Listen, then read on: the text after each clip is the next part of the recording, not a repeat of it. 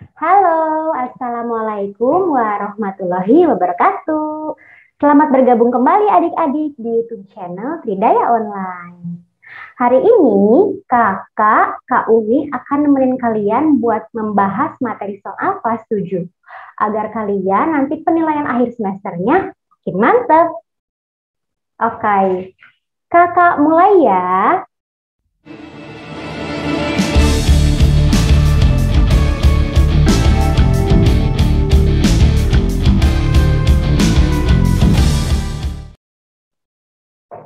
Baik adik-adik, nah untuk materi IPA kelas 7 ini sebetulnya sudah ada beberapa bab ya.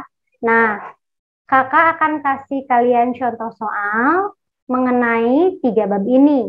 Yang pertama adalah objek IPA dan pengamatan, yang kedua klasifikasi makhluk hidup, dan yang ketiga adalah ciri-ciri makhluk hidup. Oke, kita langsung ke soalnya ya. Soal nomor 1, perhatikan besaran di bawah ini.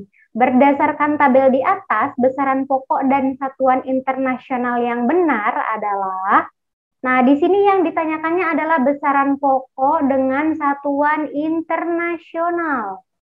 Kakak review kembali bahwa besaran itu ada 2 jenis ya. Ada besaran pokok, ada besaran turunan. Besaran pokok kunci 3D-nya adalah SMP jiwa. S-nya untuk suhu, M-nya untuk massa, P-nya untuk panjang, J-nya untuk jumlah zat, I-nya adalah intensitas cahaya, W-nya untuk waktu, dan A-nya untuk arus listrik. Nah, agar kalian mudah menghafalnya, jadi hafalkan saja SMP jiwa, yaitu suhu massa panjang, jumlah zat intensitas cahaya, waktu, dan arus listrik. Nah, apa itu besaran turunan? Besaran turunan adalah besaran yang diturunkan dari besaran pokok. Contoh-contoh besaran turunan adalah luas, volume, kecepatan, percepatan, gaya, dan lain-lain.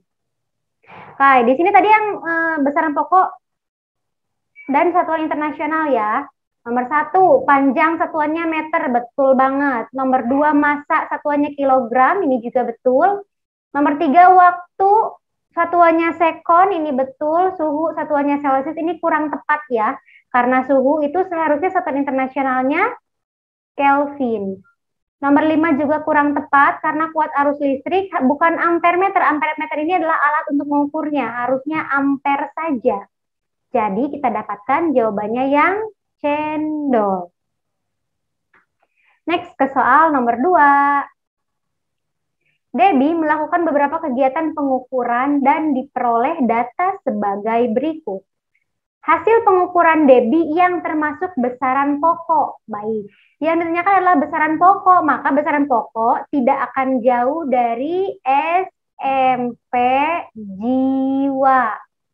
Apakah nomor 1, massa beberapa butir telur dalam plastik 0,5 kg. Ini betul ya, karena masuk ke poin yang pertama. Yang kedua maksudnya. Massa. Kemudian volume sebuah telur 50 cm pangkat 3 ini kurang tepat. Suhu kamar Debbie 25 derajat Celcius. Betul, ini masuk ke poin yang pertama, suhu. Tinggi meja belajar 50 cm. Betul, ini tuh masuk poin yang ketiga, yaitu panjang. Luas, ini kurang tepat. Denyut jantung juga kurang tepat. Jadi jawaban yang benarnya adalah 1, 3, dan 4. Yang bebek. Berikutnya soal nomor 3. Alat yang paling tepat untuk mengukur ketebalan sebuah koin adalah A. Jangka sorong, B. Meteran, C. Mikrometer sekrup, atau D. mistar.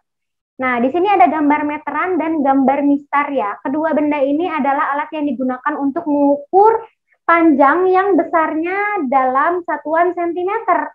Jadi, sepertinya kalau ketebalan sebuah koin tuh lebih kecil daripada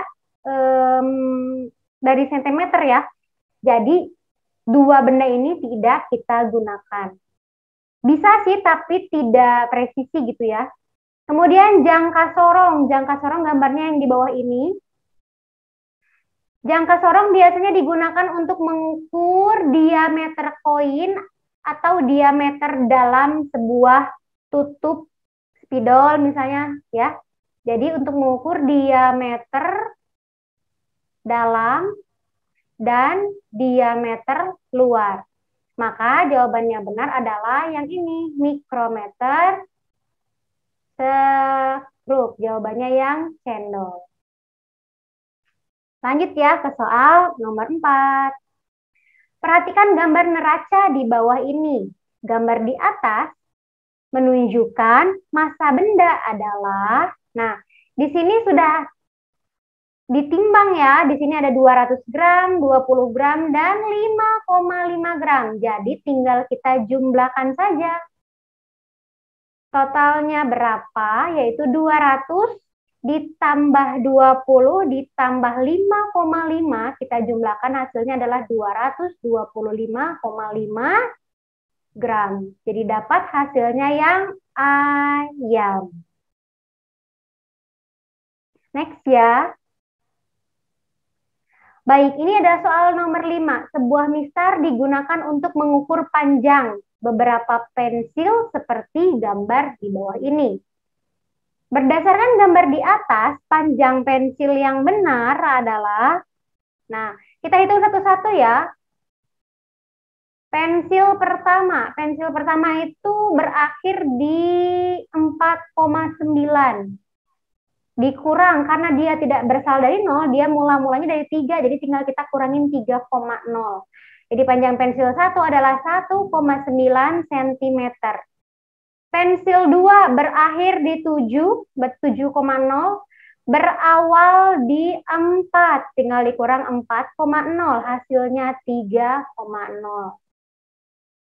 Pensil 3 berakhir di 5,75 ya, dikurang yang ini 3,5 berarti 2,25 cm. Terakhir, pensil yang keempat berakhir di 6,6 dikurang 4,5.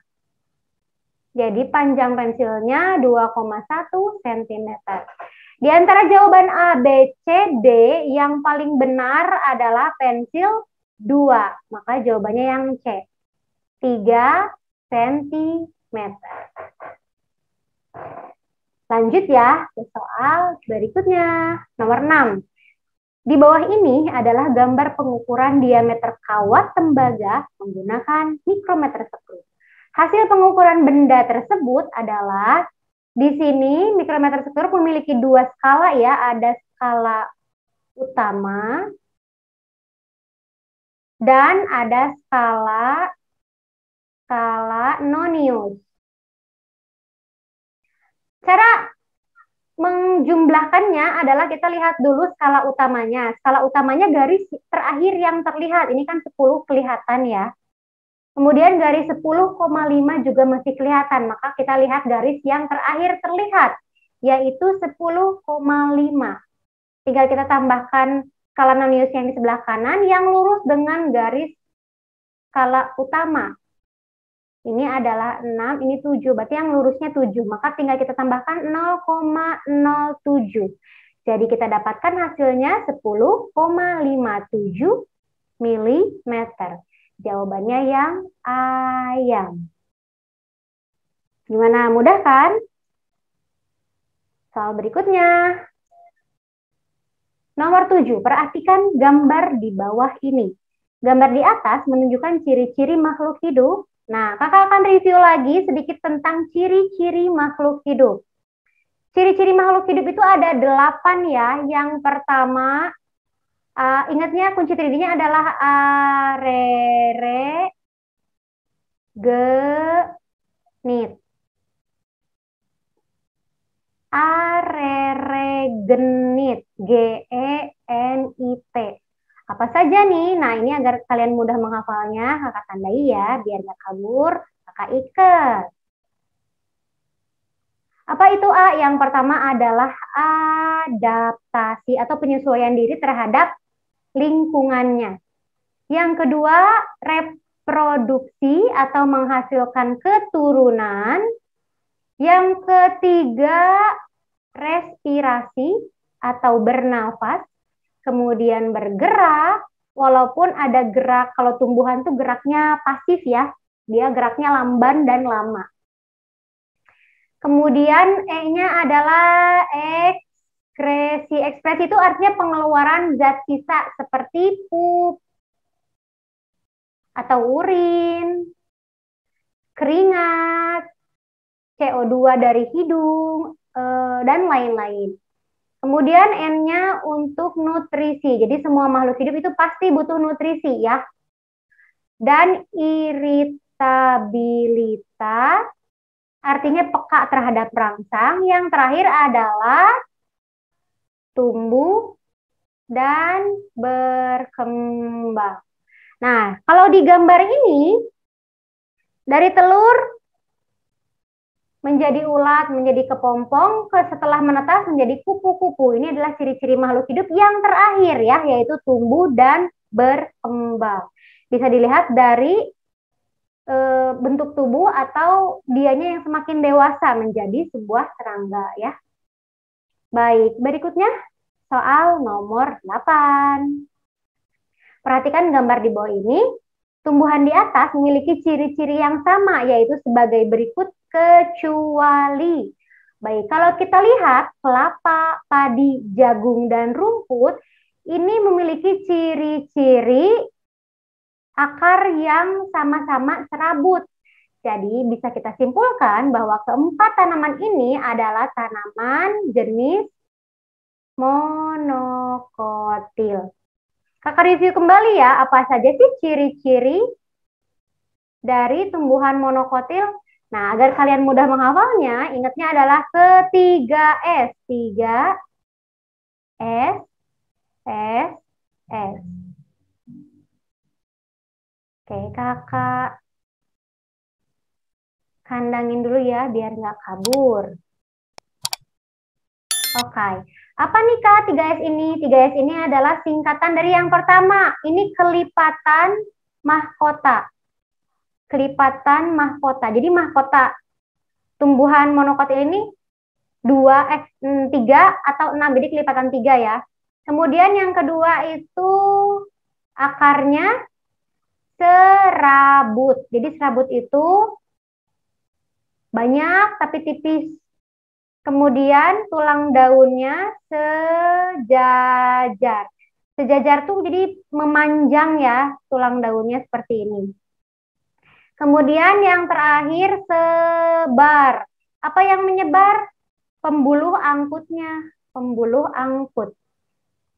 Pembuluh angkut tuh terdiri dari xilem dan floem ya. Jadi xilem dan floemnya tuh tersebar di seluruh bagian batangnya. Nah, di sini tumbuhan di atas memiliki ciri yang sama, kecuali sehingga dapat jawabannya yang ayam.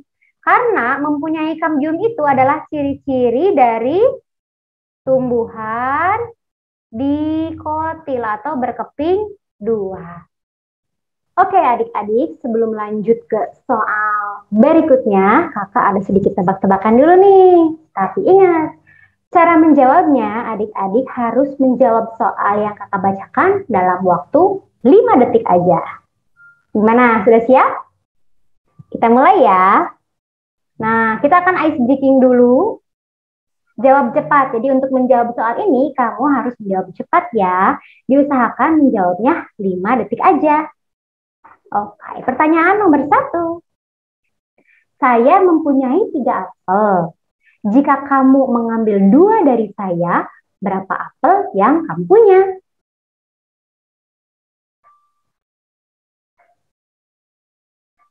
Waktu habis. Oke, kalau saya punya 3 apel dan kamu mengambilnya 2 dari saya, maka jawabannya kamu punya adalah ya, 2 Buah apel, karena kamu kan mengambilnya 2 dari saya. Oke, langsung ke pertanyaan nomor 2 ya. Siap-siap. Jika ada 12 ikan, setengah dari mereka tenggelam. Berapa banyak ikan yang tersisa?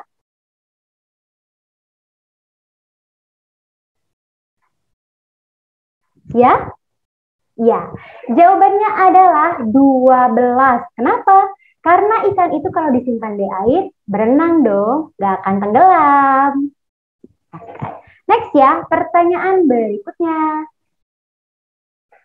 Saat mengikuti balapan, kamu menyalip orang di posisi 2. Ada di posisi berapa kamu sekarang?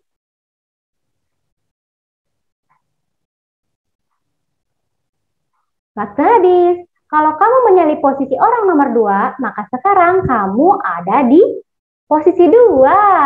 Oke, ada yang betul nggak? Oke, next ya. Pertanyaan berikutnya. Ada beberapa bulan memiliki tanggal 31 hari. Beberapa bulan lagi 30 hari. Berapa bulan yang memiliki hari 28.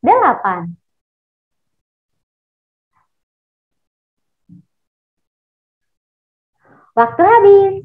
Jawabannya adalah 12. Ya, kenapa? Karena dari Januari sampai Desember memiliki 28 hari kan? Oke. Masih ada nih. Peternak memiliki 15 kambing. Semuanya mati kecuali 8 ekor. Berapa banyak yang tersisa?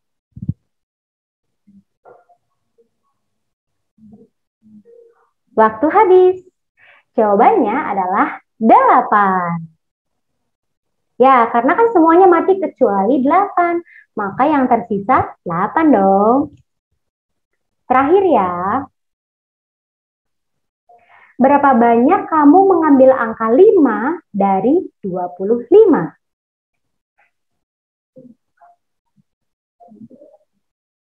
Waktu habis. Jawabannya adalah 1. Karena angka 25 hanya memiliki 1 buah angka 5. Oke, sudah ya ice breaking-nya. Sekarang kita lanjut lagi ke soal berikutnya, nomor 9. Nah, ditemukan organisme dengan ciri-ciri sebagai berikut. Multiseluler, eukariotik, mirip hewan, dan memiliki alat gerak berupa bulu cambuk. Oke, di sini sebetulnya clue-nya sudah cukup jelas ya. Kalau multiseluler, eukariot, nah ini yang paling jelas tuh memiliki alat gerak berupa bulu cambuk.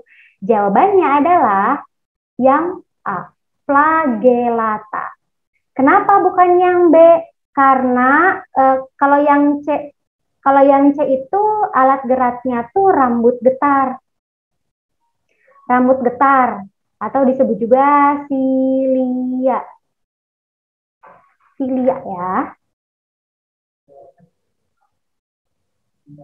Disebut juga silia. Kemudian kalau rhizopoda itu bergerak dengan kaki semu. Kaki semu, sedangkan sporozoa itu bergerak menggunakan sel itu sendiri. Oke. Kita lanjut ke soal berikutnya ya, nomor 10. Perhatikan kunci determinasi berikut. Pertanyaannya adalah kunci determinasi untuk tanaman kedelai. Nah, di sini sudah ada gambar dari kedelainya. Oke, apakah kedelai berkeping 2 atau berkeping 1? Ya, jawabannya adalah berkeping 2. Kasih trik ya.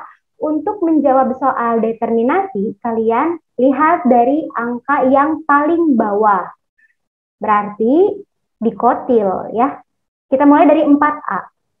4A dikotil. Kemudian naik ke nomor 3. Apakah bijinya tertutup atau bijinya terbuka? Kita lihat di gambar kedelai ini dia memiliki kulit di luar bijinya. Maka jawabannya adalah biji tertutup 3A. Lanjut lagi ke soal nomor 2, apakah berbiji atau tidak berbiji? Sudah jelas berbiji dong ya, karena kan kedelai itu adalah biji. Jadi 2A. Nah, yang terakhir berspora atau tidak berspora, jawabannya adalah tidak berspora. 1B.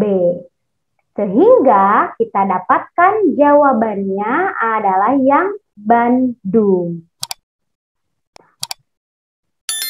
Next ya. Soal nomor 11, perhatikan pernyataan berikut ini. 1. Memiliki akar batang dan daun sejati. 2. Memiliki berkas pembuluh. 3. Mengalami metagenesis. 2. Pada daun dewasa terdapat sorus. Tumbuhan yang sesuai dengan ciri-ciri di atas adalah, ya, ini adalah ciri-ciri dari tumbuhan paku. Nah, nama lain dari tumbuhan paku adalah Pteridophyta. Jawabannya yang C. Kalau Birophyta itu adalah tumbuhan lumut. Ya, tumbuhan lumut ya. Kemudian kalau Spermatophyta itu adalah tumbuhan biji.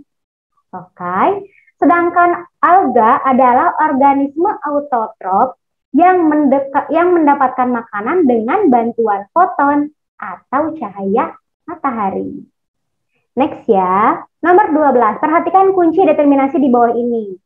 Langkah identifikasi untuk hewan di bawah ini adalah, ada yang tahu nggak ini hewan apa? Ya, ini tuh adalah hewan melata ya. Oke, ini tuh cicak. Ya, yang nyanyinya cicak-cicak di dinding. Iya. Ini cicak ya, kalau di Zoom tuh agak serem memang. Oke, seperti yang tadi kakak kasih tahu, kalau kunci determinasi kita lihat dari angka yang paling bawah. Cicak ini termasuk ke hewan yang reptil atau alves ya. Reptil atau alves ya. Ayo, reptil atau alves? Jawabannya adalah reptil. Jadi jawabannya 5B. Lanjut ke soal nomor 4. Menyusui anaknya atau tidak menyusui anaknya? Ya, tidak ya. Jawabannya 4B. Lanjut ke soal nomor 3. Kulitnya bersisik atau kulit tidak bersisik? Kita lihat clue di sebelah kanan sini. Pisces amfibi. Tidak dua-duanya. Karena kan tadi termasuknya ke reptil, hewan melata ya. Jadi nomor 3-nya kita skip. Langsung ke nomor 2. Tubuhnya selalu basah atau tidak selalu basah? Jawabannya yang B, 2B ya. Dan yang terakhir, bertulang belakang atau tidak bertulang belakang? Jawabannya adalah bertulang belakang. Sehingga jawabannya 1A, 2B, 4B, 5B.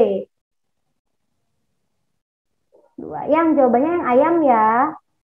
Oke, mudah bukan? Next ke soal berikutnya. Di bawah ini adalah kriteria yang diperlukan untuk mengelompokkan hewan, kecuali apakah kerangka atau skeleton, letak bakal biji, alat pernafasan, atau cara berkembang biak. Yang kecuali ya, hati-hati, tidak boleh terkecoh. Jawabannya adalah yang B, letak bakal biji. Karena apa? Karena kan hewan tidak memiliki bakal biji ya. Oke, pinter. Next, kita lanjut ke soal nomor 14. Hewan berikut ini yang memiliki rangka dalam. Oke. Jadi yang memiliki rangka dalam ya, rangka dalam itu berarti nama lainnya endoskeleton. Endoskeleton. Ada juga yang disebut dengan exoskeleton. Kalau endoskeleton berarti tulangnya itu ditutupi oleh daging dan kulit. Sedangkan exoskeleton adalah binatang-binatang yang keras di bagian luarnya. Gitu. Contohnya adalah serangga ya kalau yang exoskeleton. Oke, kita lihat di sini yang memiliki rangka dalam ya. Belang dan kupu-kupu, dia masuknya serangga, berarti masuknya ke exoskeleton. Bukan.